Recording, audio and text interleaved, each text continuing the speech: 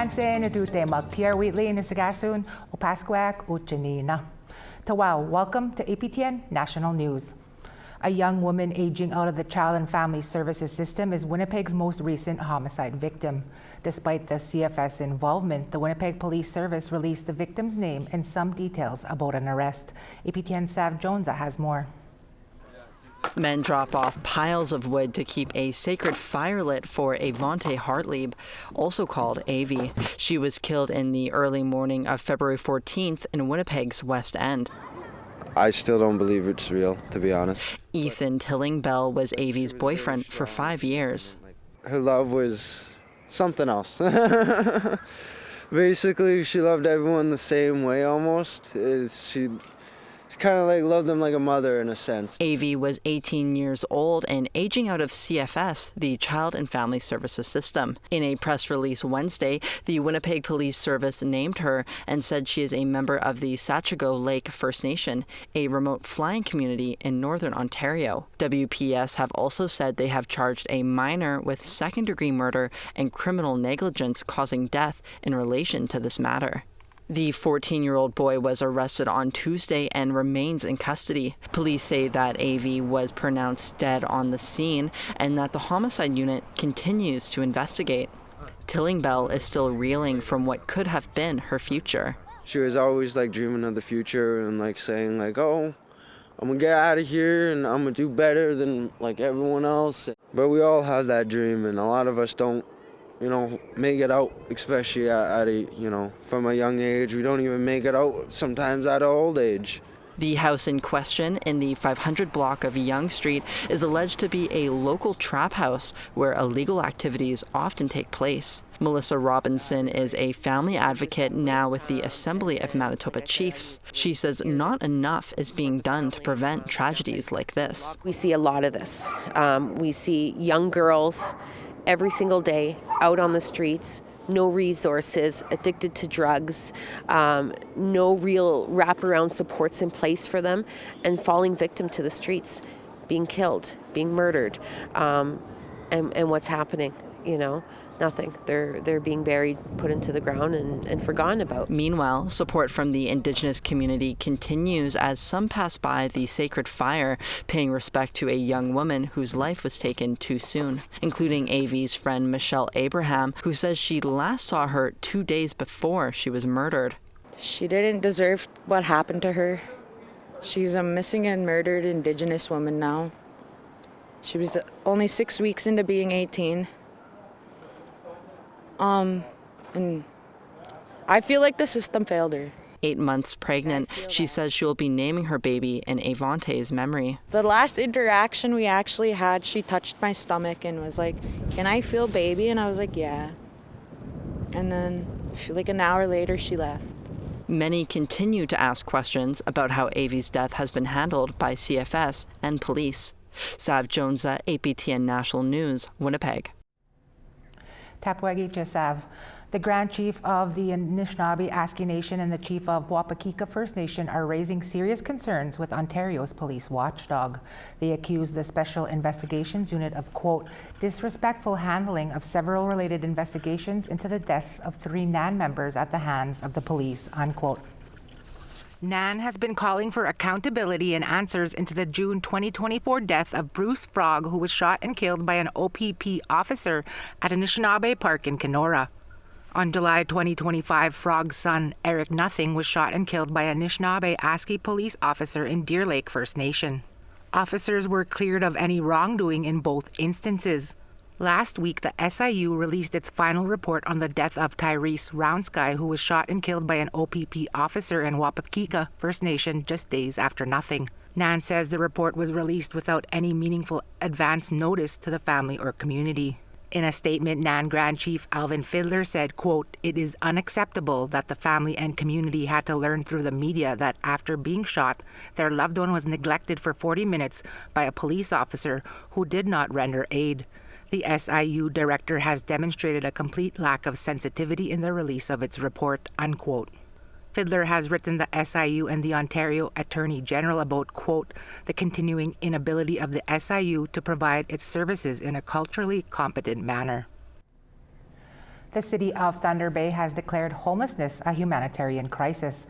The declaration comes after Nishnawbe, Aski Nation, and neighboring Fort William First Nation had called on the city to declare a state of emergency. The declaration recognizes the severity of current conditions, the increasing pressure on local services, and the urgent need for coordinated action across governments, Indigenous partners, and community groups. A report to City Council on Tuesday noted Northern Ontario is experiencing the fastest growth in homelessness in the province, more than doubling since 2021. The report by the Association of Ontario Municipalities says Indigenous people makes up 40% of the homeless population in the north. The declaration is intended to publicly acknowledge the urgency and human impact of homelessness and support efforts to secure additional resources and system transformation to significantly reduce it. The federal government says it's investing more than $13 million in 23 projects across northern and western Canada to combat the toxic illegal drug crisis. Rebecca Alty, Minister of Crown Indigenous Relations and Northern Affairs, announced the funding in Whitehorse on Tuesday. She says that money will support a wide range of programs aimed at increasing local capacity to help vulnerable people impacted by the illegal drug crisis. $45,000 of that funding went to the Council of Yukon First Nations Moccasin Mobile Outreach Van to expand its after-hours and weekend supports in downtown Whitehorse. The service provides harm reduction supplies, cultural connection, clothing, and other supports to vulnerable populations. There's no one-size-fits-all solution to the crisis, as Parliamentary Secretary Hanley mentioned, and none of us can solve it alone. Our government recognizes and we're committed to continuing to work alongside the provinces and territories, Indigenous partners, stakeholders, and communities to advance tailored responses to unique challenges. Outside Whitehorse, the federal government's level of funding is being criticized as being not nearly enough to fight addictions. The Nunavut Employees Union and the territorial government have reached a tentative agreement on a new contract for Iqaluit Housing Authority workers. Negotiations have been ongoing since 2025, with workers holding a solidarity rally in December and another one earlier this year. The new 3-year agreement includes pay increases and increases to all allowances, including settlement, housing, and language. It also features increases to employee benefits like parental and adoption leave, standby pay, paid days for domestic violence, and paid days for traditional and cultural pursuits. A ratification vote is scheduled for February 23rd. And we show you some West Coast carvings from First Nations women in a new exhibit at the National Gallery of Canada. That and more when we come back. Cheskwa.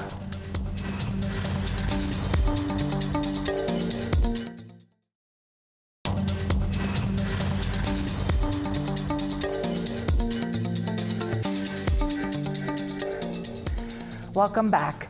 In the Northwest Territories, Clicho Yati is the most widely spoken mother tongue of all the 9 official languages, and the connection between language and identity is being celebrated and fortified at a gathering this month in Beshako. Our reporter Charlotte Moore-Jacobs has that story. Wherever Janelle Nitsiza goes, her Clicho constitution comes with her, a grounding force for identity. I never let it go. Like, I still have it, like, it's on me every day. It's in my backpack, and I carry it with me, like, no lie, because it's the foundation of our people, of our government, you know, and talks about language, culture, way of life, guiding us, our elders guiding us. Nitsiza joined dozens of fluent speakers, language learners, and educators gathering in Beshko for the 3rd annual Clicho Yati Symposium. Nitsiza is sharing her language revitalization journey, growing up with fluency passed on from her family in Wati, and then having to attend K-12 in English. But her language learning hasn't stopped. She's building her confidence through content creation via TikToks.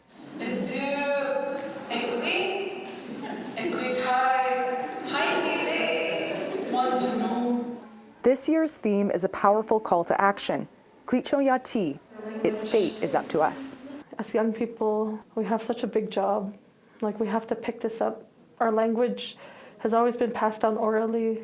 Like, you know, written language for me isn't as important as learning the words, like learning how to use them. For me, that's the biggest step, is learning to use the language and encouraging our young people to use the language. As a fundamentally land-based language, cultural practices are preserved through language and the work of translators, like Eva Beaverho. For me to translate into our language, which is in Tlinchlon, I call that place in my language as a hunting zone, Wokwiti area, and I call it Hozi Eku. Formally established in 2009, the Clecho government's Geographic Information System program serves as a central hub for digital mapping and spatial data to help manage their 39,000 square kilometers of land, nearly the size of Vancouver Island. Each community, they have their own versions of the same thing. For the last 8 years, Terrell Napton Payne has been working on the traditional knowledge database, taking elders on the land to record place names and stories behind them. He says the department is well on their way to submitting data to published world atlases. And anytime there's a map produced going forward, it would have the Tlinchlon name rather than just the English name. It'll have both. So like, just to kind of cement the fact that these are the official names to the group of people that live up here and that have a life up here. For Napton Payne, preserving language for future generations has helped him connect to his past. To have access to like the audio files and archives, I was able to find a story that my grandmother told back in, like when I was a lot younger, and now I don't really need my father or my mom to translate anymore, so I can understand most of what she's saying. So being able to just hear that, because my grandma's no longer with us, was like, okay, this is pretty cool. And Charlotte Mort-Jacobs, APTN National News, Becheco. Great story. I always love stories about language. A new exhibit is currently showing at the National Gallery of Canada in Ottawa. It focuses on the contributions First Nations women from the West Coast have made to the art of carving. APTN's Fraser Needham has that story. To think that my work can affect a person's emotions and state of mind, I just thought, wow, you know, that's incredible. I mean, Dale Marie Campbell is a member of the Tahltan Nation in Northwest British Columbia and one of 14 artists featured in the exhibition. Some of her featured works include Women Who Brought the Salmon and Women Stolen by the Shark People. Campbell says she began carving in the early 1970s, but it wasn't something encouraged at the time. When I was in high school, I wanted to take metalwork, woodwork, and drafting. But in those days, girls weren't allowed to. We had to do cooking and sewing, which I already knew, right? Campbell received mentoring and tutoring by renowned Northwest carvers Frida Deasing and Dempsey Bob. They helped her hone her craft. But she says she still experienced pushback while pursuing her dream of becoming an artistic carver.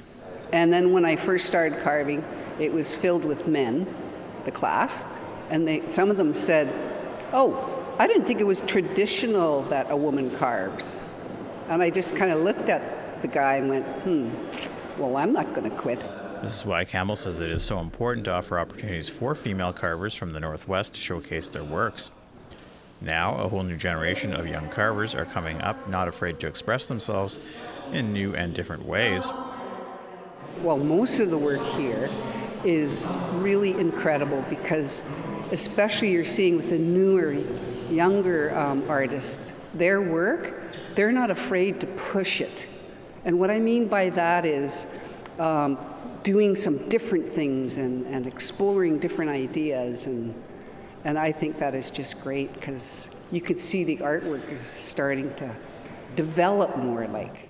There are almost 60 works on display at the gallery that run as far back as the 1950s to present day. Women Carvers on the Northwest Coast runs until the end of July. Fraser Needham, APTN National News, Ottawa. Hey, girl power.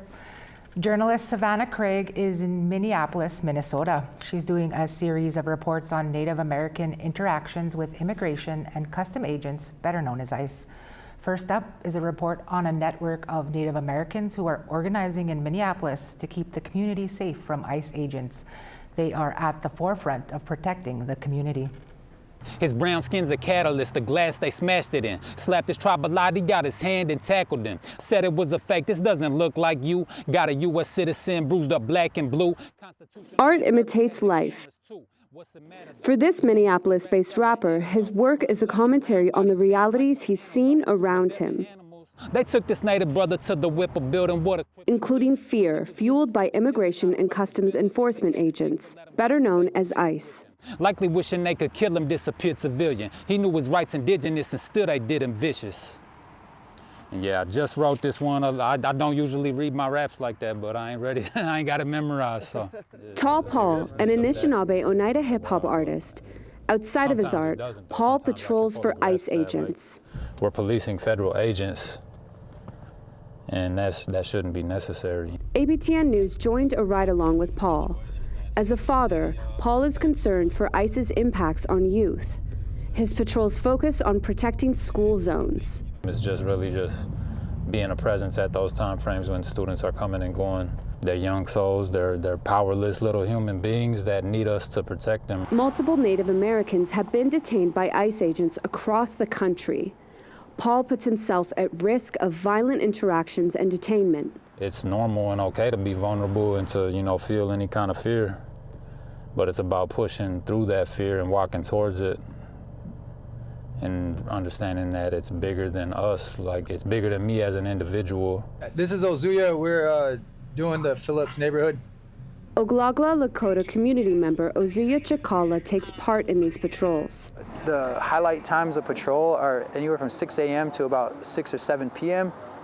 The main times that ICE agents are out kidnapping people. He's putting himself at the front lines. There's a little, fear or anxiety that comes with pursuing ICE and just highlighting them or following them because they can, hurt you physically, murder you in broad daylight, or arrest you and do whatever they want, with no repercussions, no accountability. And that's just, that comes with wanting to protect and doing actions to protect your community. We use sage to smudge, to take away the negative energy. We use it to pray. We use sweetgrass to pray. And so a lot of natives, we just keep it on our dash because it just gives us an extra layer of protection. 2 to 3 people patrol per car, updating encrypted chats about ICE sightings in the neighborhood. Yeah, it's on Signal. Sometimes they do get hacked, so they remake a chat, and then some of them are verified, and verified just meaning, the organizers verify each member. Personally, they know them so that they know they're a real person that's helping. There's all walks of life amongst us. Some are taking the tactics used in Minneapolis to push ICE out of other states, including Arizona-based Diné Navajo actor and activist Che Jim. I've been a part of Standing Rock, I've been to Oak Flats, I've been to some of these other frontline camps, and one of the things that makes this one particularly interesting is the fact that it is being done in an urban environment, and it's really the true mobilization of an entire city. Hey everybody, Che here. I am at the Whipple Detention Center here in Minneapolis, Minnesota. Jim uses his large online following to share resources on how to mobilize against ICE. This right here is the location where Renee Good lost her life. Bringing that knowledge back home in Arizona, where Native Americans continue to be targeted and detained by ICE. Is to go to these different places to learn and connect with everybody so that we can stand together, not only as Indigenous people, but as people of color and as a nation towards, the tyranny and the rise of fascism in the United States, and that is now being frontlined by ICE. An influx of agents came to Minneapolis in December under a directive called Operation Metro Surge. According to White House border czar Tom Homan, the operation is coming to an end. I don't want anybody to be under the impression that the end of this operation means that ICE is leaving, because they're not. They've always been here. Despite a reduction in agents in the Twin Cities, up to 1,000 ICE patrols looking out for agents continued circulating in Minneapolis this past Monday. People like Paul say they won't stop until the community is safe from the presence of ICE agents. Savannah Craig, APTN National News, Minneapolis, Minnesota. Kinanaskamat in Savannah. And we tell you what you can expect to see during the Arctic Winter Games coming up right after this quick break. Cheskwa.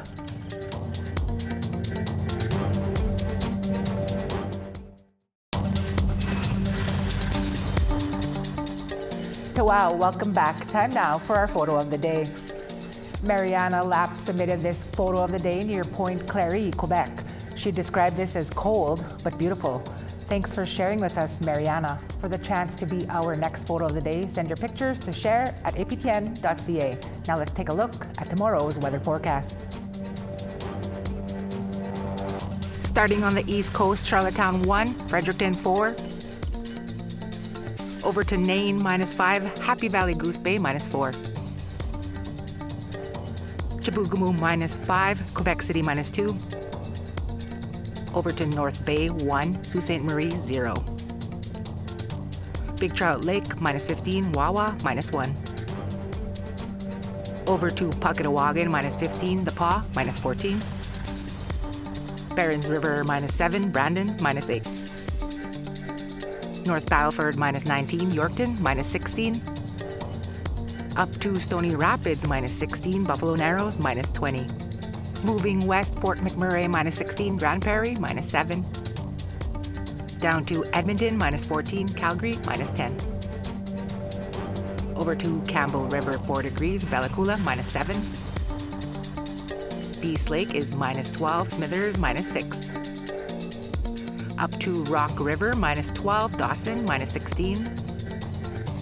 Moving to Norman Wells -8, Port Simpson -19. Inuvik is -14, Fort McPherson -12. Cambridge Bay -21, Chesterfield -26. Arctic Bay -37. Iqaluit -23.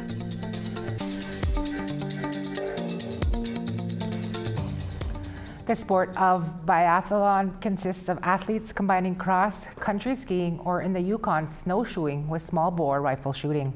On Monday, Biathlon Yukon celebrated the completion of a new facility in Whitehorse just weeks ahead of the Arctic Winter Games.